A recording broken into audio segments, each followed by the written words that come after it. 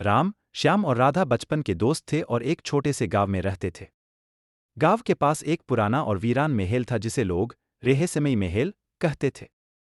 गांव में अफवाह थी कि इस महल में भूत प्रेत रहते हैं। एक दिन राम ने अपने दोस्तों से कहा। राम, श्याम और राधा ने एक रात महल में प्रवेश करने का निर्णय लिया। जब वे महल के अंदर गए तो हर तरफ अंधेरा था और माहौल डरावना लग रहा था।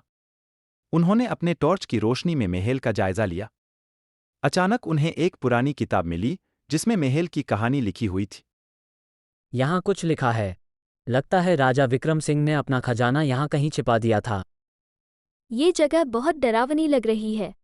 हमें सावधान रहना होगा। तीनों दोस्तों ने किताब में दिए गए सुरागों को पढ़ा और खजाने की खोज शुरू की। उन्हें महल के अंदर एक गुप्त दरवाजा मिला जो एक अंधेरी सुरंग की ओर ले जाता था। जैसे ही उन्होंने दरवाजा खोला, उन्हें एक पुरानी सीढ़ी दिखी जो नीचे की ओर जा रही थी। वे सीढ़ियों से नीचे उतरे और एक संकरी सुरंग में पहुंच गए। क्यों ना हम इस महल के रहस्य को सुलझाने का प्रयास करें। सुरंग में चलते हुए उन्हें अजीब अजीब आवाजें सुनाई देने लगीं। राम ने कहा, हमें सावधान रहना होगा। सुरंग के अंत में उन्हें एक पुराना कमरा मिला जिसमें एक बड़ा सा संदूक रखा था। संदूक को खोलने पर उन्हें पुराने सिक्के और एक पुराना पत्र मिला। देखो, इसमें लिखा है कि यह खजाना केवल उन्हीं को मिलेगा जो इसके योग्य होंगे। हमें यहाँ से जल्दी निकलना चाहिए। लेकिन राम ने कहा, हमें खजाने का रहस्य सुलझाना होगा। सुरंग के दूसरे हिस्से में चलते हुए उन्हें एक और कमरा मिला। इस कमरे में दीवार पर एक चित्र बना हुआ था जिसमें एक आदमी था जो बिल्कुल राम की तरह दिखता था। राम को यह देखकर हैरानी हुई। चित्र के पीछे लिखा था, यह लिखा है कि यह खजाना राजा विक्रम सिंह के वंशज के लिए है। राम ने चित्र को ध्यान से देखा और समझा कि उसका महल से कोई पुराना संबंध है। उसने चित्र और पत्र को एक साथ रखा और एक नक्शा निकला जो असली खजाने की ओर इशारा कर रहा था।